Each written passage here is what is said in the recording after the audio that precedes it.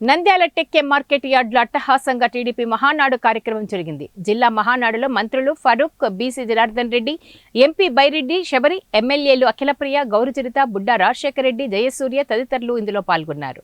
మంత్రులు ఫరూక్, బీసీ జనార్దన్ రెడ్డి మాట్లాడుతూ టీడీపీ ఘన విజయానికి కార్యకర్తల త్యాగాల ఫలితమే కారణమని అన్నారు. కార్యకర్తల సంక్షేమం కోసం టీడీపీ నిరంతరం పని చేస్తుందని అన్నారు.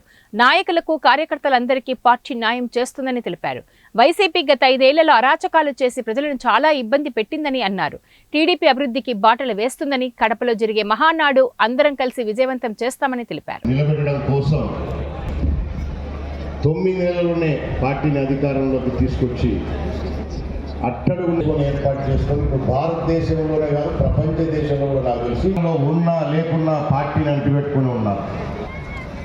దానికి పొలాలు ఇచ్చినటువంటి యొక్క రైతులను ఎంత గోడాలిచ్చారో, ఎన్ని ఇబ్బందులు పెట్టారో మీకు అందరికీ తెలుసు. ఆ రైతులను కూడా ఆఖరికి దేవుళ్ళ దగ్గరికి వెళితే ఆడవారినని కూడా చూడకుండా ఆ రోజు హింసలు పెట్టిన పాపమే మీకు ఈ రోజు 151 స్థానాలకు మరి లాస్ట్కు 5 పోయింది, 11 మిగిలినాయని కూడా తెలియజేస్తా ఉన్నాము. ఈరోజు అన్ని వ్యవస్థలను నిర్వీర్యం చేశారు ఆ రోజు.